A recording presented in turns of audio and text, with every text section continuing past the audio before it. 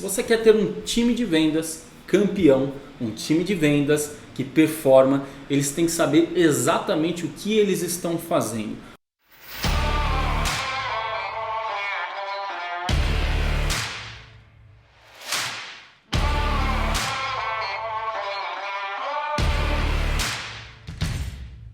Bom, hoje nós viemos aqui para falar sobre como construir uma equipe de vendas vencedora, tá, gente? Então eu quero compartilhar algumas coisas com vocês e, claro, fique à vontade aí pra gente já fazer uma interação, tá bom? Vou compartilhar aqui minha tela, só um segundinho. O que é uma equipe vencedora, né? O que é uma equipe ali de campeões em vendas? Nós ressaltamos algumas questões aqui, né? A primeira dela, claro, uma equipe de vendas ali vencedora, ela tem ali um trabalho competitivo, tá, gente? Ela tem um trabalho competitivo, mas ao mesmo tempo colaborativo, um vai colaborando com o outro. E sim, é uma equipe, tá? Muitas empresas, principalmente o ambiente ali corporativo de empresas grandes, muitas pessoas, um quer passar o rodo no outro ali, literalmente, mas numa equipe saudável, uma equipe de vendas ali vencedora, todo mundo tem esse espírito coletivo, um ajudando o outro, né? Aqui dentro, por exemplo, né, a gente vê que a equipe é muito bem alinhada. Claro, de vez em quando dá uns conflitos, são conflitos naturais, tá, gente? Por exemplo, poxa, uma oportunidade que um vendedor está atendendo e essa pessoa busca a empresa por um outro canal de vendas. Claro, com o CRM você tem como verificar se tem algum outro consultor atendendo, mas de vez em quando passa ali, ou até mesmo o visitante do site já manda ali um WhatsApp para a gente, cai para um dos vendedores e ao mesmo tempo ele se cadastra na plataforma e também o outro vendedor entra na sequência. Por ser um tempo muito rápido ali, né, pode acontecer isso. E também, claro, pode acontecer ali alguns conflitos, mas isso é natural. O importante é que um ajude o outro, e aqui a gente vê uma equipe muito bem saudável mesmo. Por quê? Porque quando ali, não somente na reta final, mas quando um está adiantado na meta, eles se compartilham oportunidades, se compartilham clientes. Aqui dentro, eu vou falar um pouquinho mais sobre meta mais para frente, mas só para já dar uma alinhada, nós temos uma meta individual aqui para cada um dos vendedores e temos uma meta coletiva, né? A meta coletiva ela é muito até mais vantajosa às vezes do que a própria meta individual ali dos vendedores. Então um vendedor passa a oportunidade para o outro para que todo mundo possa alcançar a meta de forma coletiva, ou seja, se todo mundo bater a meta, tem uma bonificação ali no final do mês. Se tiver uma meta global batida e um não bater a meta, ele perde ali uma parte dessa comissão, e a gente tem sempre esse incentivo ali para que os nossos vendedores possam caminhar todo mundo junto, ninguém ficar lá, né, para trás ali, mas todo mundo ali caminhar junto, né? Uma equipe vencedora, ela gera esse engajamento, né? Às vezes dentro da tua empresa você pode ter pessoas comprometidas, isso o Percival fala sempre, você pode até ter pessoas comprometidas ali, chegando no horário certo, né, cumprindo ali o processo que foi destinado a ela, mas muitas das vezes ela não está engajada, e o instinto de estar engajado já conecta com esse próximo tópico aqui, que é justamente ser responsável por tudo aquilo que está gerando, né? Se você constrói uma cultura da responsabilidade, não da culpa, você vai ver que você vai criar um time muito mais forte, muito mais denso, né? Por que isso, gente? Porque é natural que possa acontecer alguma coisa, algum imprevisto, né? Algum problema entre comunicação, enfim, e aí acaba, enfim, dando um BO, né? Qualquer questão aí, independente da área. E aí muitas das vezes a pessoa coloca a culpa na outra. Pô, mas é porque o fulano de tal não me passou tal coisa, é porque o cliente deixou de fazer isso, é porque o tempo ficou ruim, é porque tem a pandemia e eu não consigo prospectar, ninguém está fazendo visita, né? Ninguém está aceitando. Ou seja, isso é uma cultura da culpa, né? Você começa a entender que aquilo não é a sua responsabilidade. E quando você tem uma cultura da responsabilidade, você traz no peito e isso gera muito engajamento. Então, lembre-se, se você é um vendedor, se você é um gestor, não é seu time que não está performando porque eles não querem. Mas se você é um gestor comercial, é um líder de vendas, a tua responsabilidade é fazer com que esse time bata a meta. Afinal de contas, o líder em vendas, ele foi designado para fazer com que o time comercial bata as metas de forma consistente. Então esse é o seu papel. Não é para falar, mas o meu vendedor isso, mas o meu vendedor aquilo, mas também os caras isso, mas também os caras... Não, esquece isso, gente. A responsabilidade. Se a tua empresa tem um time que não está performando, a responsabilidade é tua, a responsabilidade é do dono. Se você faz uma má contratação, não é a pessoa que errou, é você que errou de colocar uma pessoa que não tinha o perfil adequado ou no momento adequado aí dentro do teu quadro de funcionários, de pessoas, perfeito? E também é necessário a gente construir um playbook. Se você quer ter um time de vendas campeão, um time de vendas que performa, eles têm que saber exatamente o que eles estão fazendo. O que a gente tem, assim, o que a gente vê aí muito no mercado é que às vezes tem empresas assim que cresce até por uma osmose, cresce por uma necessidade muito específica de mercado e ela tem ali um produto que, né, se demanda muito, mas muitas das vezes a equipe comercial ela está atirando para qualquer lado, cada um cumprindo um tipo de situação, não existe ali um processo formatado, não existe uma regra clara para que todo mundo possa caminhar. Então imagina você que gosta de futebol americano, gosta, principalmente no futebol americano, a gente vê isso bastante, né, nos filmes, aquele camarada, o coach, né, do time ali, o treinador do time rabiscando ali naquele monte de manualzinho, eles têm ali, eles sacam o livrinho, né, e vê qual foi as últimas jogadas das últimas temporadas. A gente costuma ver isso bastante em filme, mas o que é um playbook? Praticamente é esse livrinho aí. Então é um livro, é um manual, não é necessário, não necessariamente precisa ser físico, tá? Pode ser um ambiente virtual, mas ele é um livro, uma regra do jogo. É um lugar onde você insere todas as regras que os teus vendedores têm que jogar. Afinal de contas, aí a gente bota esse time aí para vencer mesmo todos os dias. Então, em vendas, ele dá todas as diretrizes ali para o seu time de vendas. Então, vamos lá, um caso nosso aqui, tá, gente? Nós temos um playbook online, tá? Nós temos um playbook, toda contratação que nós fazemos, né, nós testamos várias formas de treinar os nossos vendedores, tá? E também cada um dos vendedores, claro que precisa ser treinado como um todo, uma visão macro, né, do negócio, mas cada um tem um ritmo ali e a gente precisa adaptar também esse vendedor, trazer ele para a mesma página de forma constante. Mas sempre quando a gente vai contratar ali novos vendedores, a gente, lógico, fazer todo aquele perfil ali, né, de competências comportamentais, técnicas. E aí ele passa por um ciclo de treinamentos, tá, gente? Esse ciclo de treinamento nós temos ali uma regrinha, algumas regras, tá? Então a gente vai falar sobre a nossa tríade do sucesso em vendas, né? Sobre meta, método e execução consistente. Vamos enfatizar a importância que tem, o papel dele aqui dentro, o que ele foi comissionado a fazer aqui dentro. Nós vamos deixar isso muito bem claro. Nós vamos definir ali qual é o papel dele do dia a dia, o que ele tem que fazer na porção diária para que ele possa ter sucesso também. E claro, nós vamos treinar ele no produto, nós vamos treinar ele no discurso. Então tudo isso compõe o nosso playbook que constantemente precisa ser olhado para ver se não precisa de nenhuma adaptação, se a jogada que nós desenhamos para aquela temporada está correta, tá? Então, dentro de um playbook, o que não pode faltar dentro da tua empresa aí, o que não pode faltar para você olhar de forma consistente aí o teu negócio? Primeiro, quais são os processos, tá? O processo de pré-vendas, né? Um processo de vendas e um processo de pós-vendas da tua equipe. Muitas das vezes o vendedor ele faz esses três papéis aí da pré-vendas, desde a prospecção até o fechamento de vendas.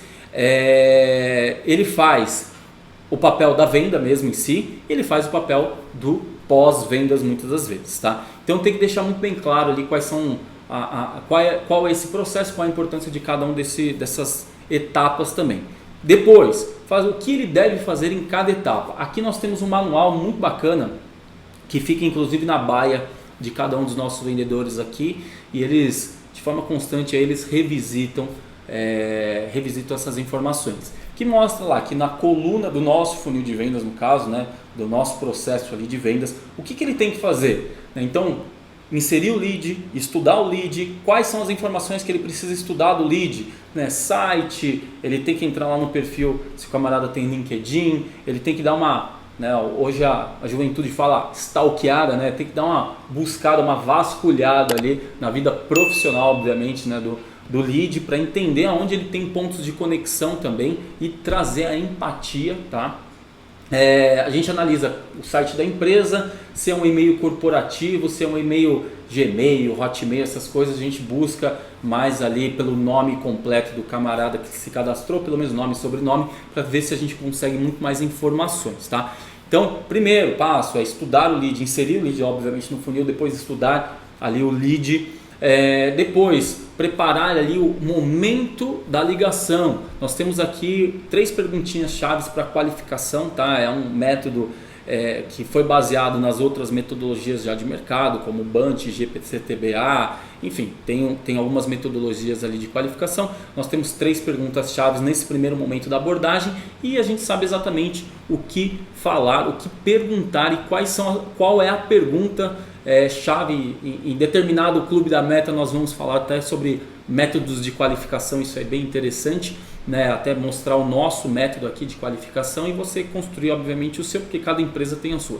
Então a gente faz essas perguntinhas, vê se ele tem fit com o nosso negócio, ou seja, se a gente consegue de fato ajudar ele, e aí depois a gente parte para as outras atividades, como inserir ali uma atividade de ligação no funil de vendas, dar um check-out ali na ligação, colocar o que foi falado, se a oportunidade, o lead pediu para retornar num futuro, marcar ali data, horário que combinou com ele e dar sequência. Se ele, né, tem o fit, tem o perfil e está qualificado para passar para uma etapa de demonstração, aí tem o desfecho dessa etapa, a gente passa para uma outra etapa, ou seja, a gente fez ali um manualzinho muito simples de ser seguido, mas que o vendedor vai conhecer cada uma das etapas e o que fazer nela. Por que isso, gente, tá? Porque assim, time campeão tem padrões e com o padrão você consegue analisar as estratégias. Quando você não tem um padrão, quando cada um faz de um jeito, não tem estratégia. A estratégia é, vamos sobreviver, vamos lá, vamos ver se a gente consegue mais um mês ir para frente. Quando a gente cria padronizações, tudo que é padronizado a gente consegue medir, a gente consegue gerir para evoluir. Então, um time campeão tem que ter ali padronização, tá? Padronização. Então, essa é a palavra-chave aí. Se a tua empresa hoje não tem um processo de vendas padronizado, talvez esse seja o melhor momento, talvez isso é o que você precisava ouvir para startar aí já o teu playbook. Depois, quais são as estratégias de prospecção e o que a gente tem visto no mercado também que deixa a gente meio doido aí.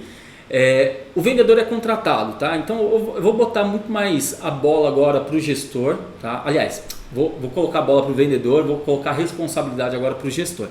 Então imagina lá, você está numa empresa, você é contratado, né? Não sei quantos processos aí de contratação você já passou para ser um vendedor, mas se você buscar, resgatar essa informação, muito provavelmente você foi treinado na socialização da empresa, ou seja, ambientação, olha, esse é o fulano de tal, essa é a área tal, esse é o departamento tal, dê uma volta lá na empresa, olha, o nosso mercado é esse, aí o camarada abre lá um mapa do Brasil, estamos aqui, estamos ali, temos clientes como os tais, enfim, ele vende a empresa para você ali nos primeiros dias ali de socialização. Aí você vai emergir o produto, ou seja, você vai estudar o que a empresa faz de fato, quais são os produtos, tecnicamente como que um produto funciona, qual é o mercado que ele atua, qual é o problema, a dor que ele resolve. E aí um perfil assim muito raso de quem são os potenciais clientes. E aí o gestor vira para você e fala, ô João, né, Mário, Maria, dá um tapa nas costas e fala, agora vai caçar aí, porque esse mundo aí tem um monte de cliente bom pra gente. Né? Ou seja, ele bota até uma esperança em você, mas ele esquece de simplesmente falar quais são as estratégias de prospecção, onde você prospecta. Como é que você constrói a tua lista para aquele mercado? Talvez você já tenha ali, obviamente, uma bagagem de construção de carteira de clientes ou carteiras de contatos, né, network, mas dessa empresa especificamente que tem ali um perfil de cliente ideal, e a gente já falou sobre isso aqui no Clube da Meta, tá? Tem lá o link lá no Telegram para você pegar essa aula sobre perfil de cliente. E aí ele não te dá a informação precisa que você necessita para prospectar no lugar certo.